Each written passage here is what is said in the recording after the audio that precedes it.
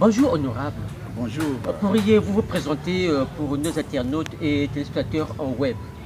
Je suis monsieur Gabriel Bokoumaka, député de la circonscription de Bokoma. Bokoma, c'est un district qui est dans le département de la Cuvette. Vous sortez d'une mission de l'État à l'intérieur du pays. De façon succincte et de façon détaillée, est-ce qu'on peut connaître la quintessence de cette mission? Oui, la mission se situe dans le cadre des activités d'un organisme de l'État congolais créé par le gouvernement congolais qu'on appelle le Fonds pour l'accès et le service universel aux communications électroniques. En abrégé FASU-CE. FASU-CE.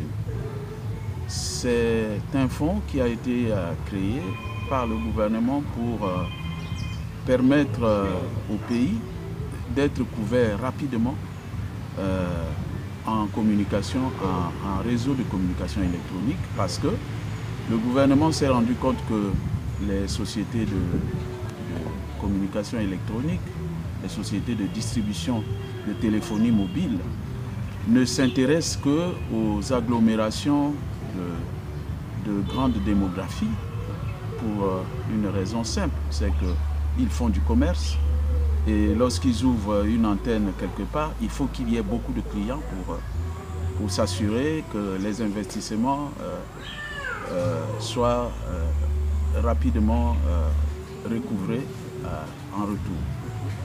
Et donc les localités qui sont de faible démographie dispersées à travers le pays ont du mal à être couverts par ce processus commercial des majors de la téléphonie mobile. Et donc le gouvernement avait créé donc, un fonds qui est financé aussi en partie par des ressources dues par ces majors de la téléphonie mobile.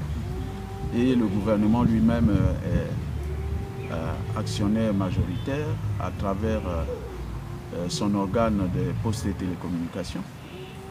Et donc c'est ce fonds-là qui a déployé une activité importante.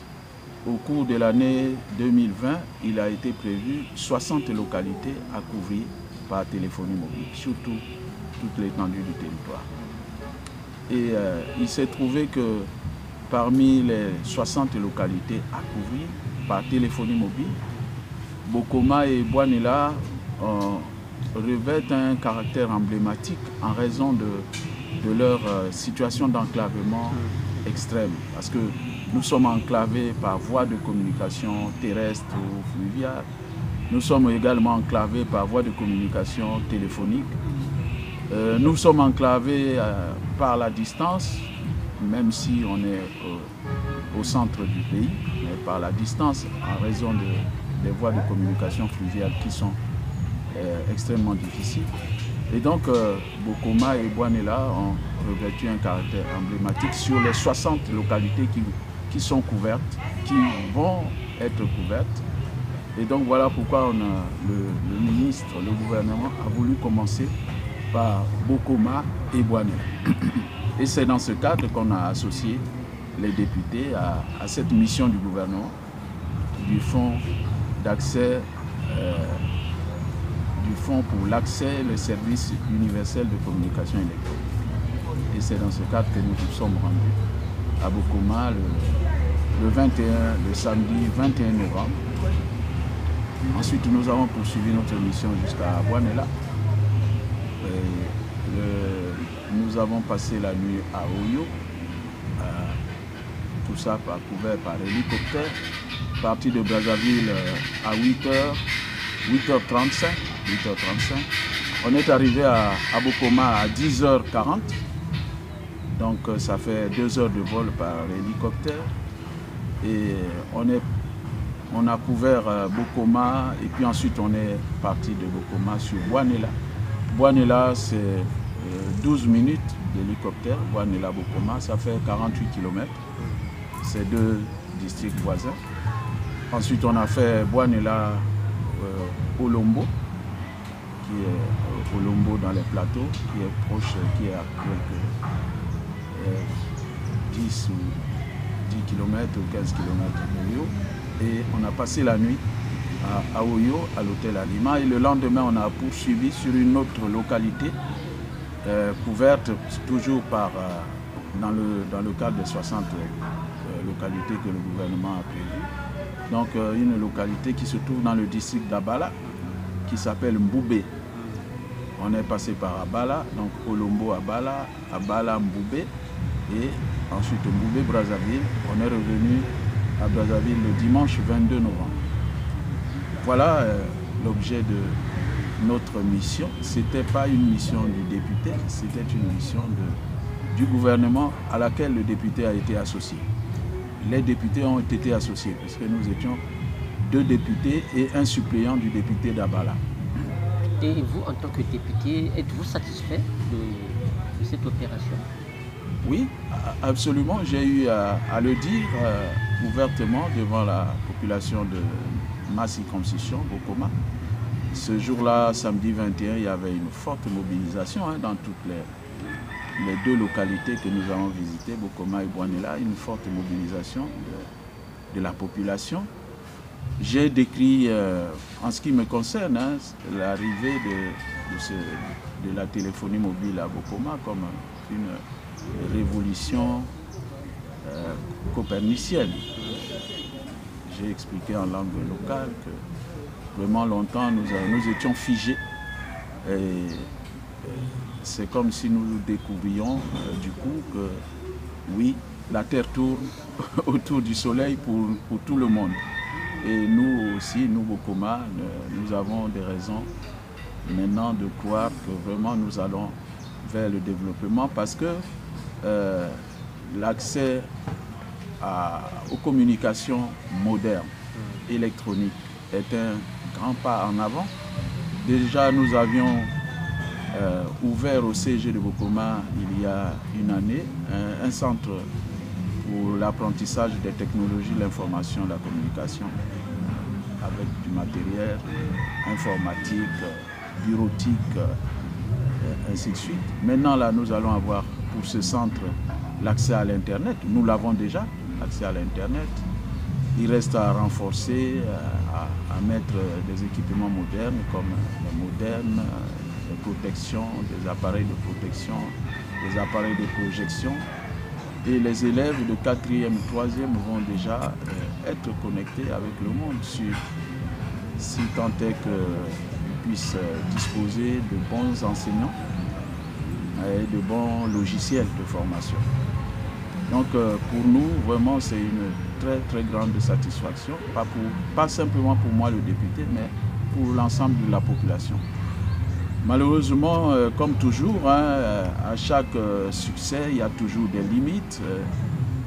Ce procédé adopté par le gouvernement, il n'est pas aussi les antennes qui sont installées dans les grands centres urbains, comme à Brazzaville, Dolisie ou Wando, qui peuvent aller jusqu'à 25 km de couverture. Chez nous, ça s'arrête à 5 km. Donc, si Bokoma est couvert, les autres localités qui sont à 10, 8, 15, 20 km sont encore dans le blanc absolu. Et donc, nous avons fait un plaidoyer pour que, à compter de l'année prochaine, 2021, le gouvernement il venait de tenir la session du fonds en question, la session budgétaire du fonds en question. Donc nous avons développé un plaidoyer pour demander à ce que l'année prochaine, on puisse ajouter encore une localité dans le district.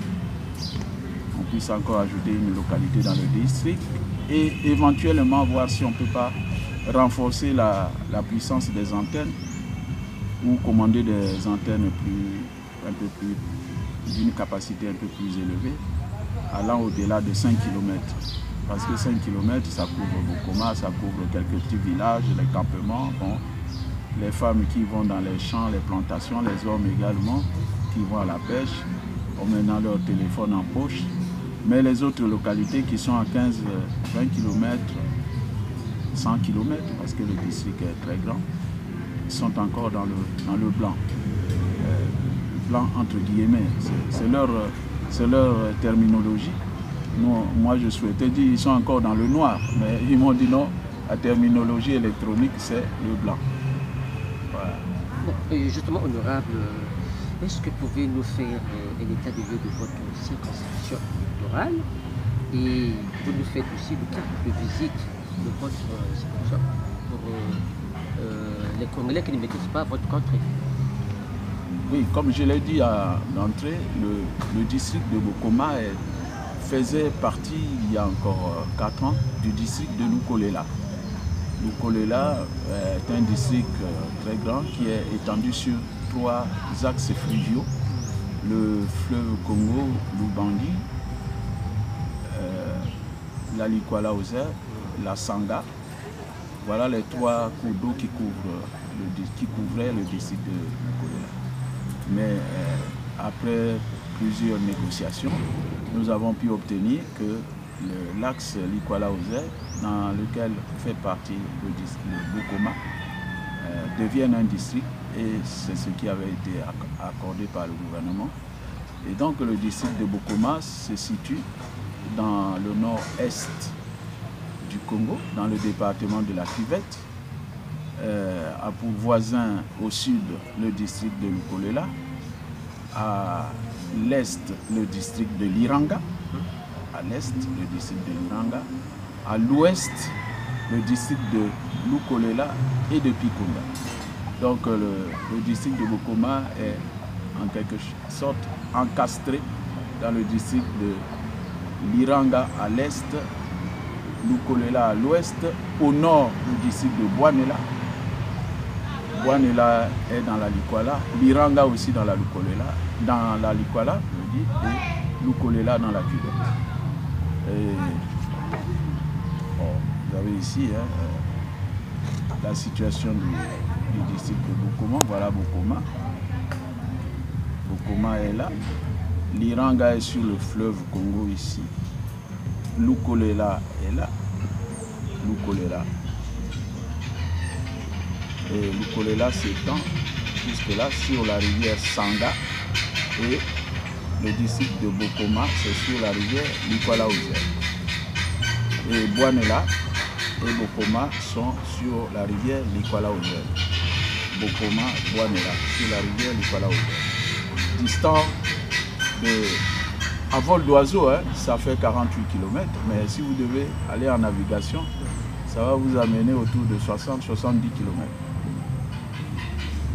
Merci. Quel est votre dernier message, et puis un message particulier?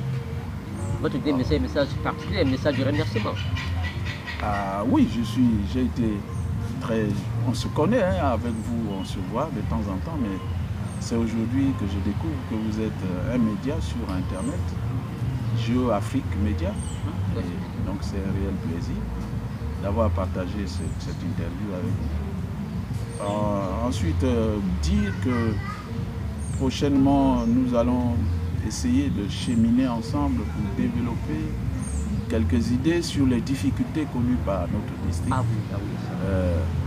Actuellement, nous souffrons, les districts de l'intérieur, les localités de l'intérieur du Congo souffrent, comme la plupart des localités mal desservies. Bokoma souffre surtout du problème de l'éducation. Vraiment, l'enseignement est abandonné aux mains des parents et des députés. Vous vous rendez compte, un district qui a 8 écoles primaires, un collège d'enseignement général, 8 écoles primaires, dont 3 écoles reconnues par l'État, on lui affecte seulement un instituteur. Un instituteur qui est au chef-lieu du district. Autrement dit, tous les autres enseignants là, qui animent les 8 écoles, il y a des écoles qui ont 2, 3 enseignants, tous sont des enseignants volontaires, recrutés, soutenus par les parents d'élèves. Quant au matériel pédagogique, il n'en existe pas. Et ces élèves passent les examens dans les mêmes conditions que les autres élèves de Brazzaville, de Pointe-Noire, qui sont mieux encadrés, mieux outillés, dans un environnement plus studieux, Voilà, ils passent le certificat d'études primaires et élémentaires. Dans les mêmes matières, ils passent le BEPC, les mêmes matières. Et donc, c'est des élèves sacrifiés.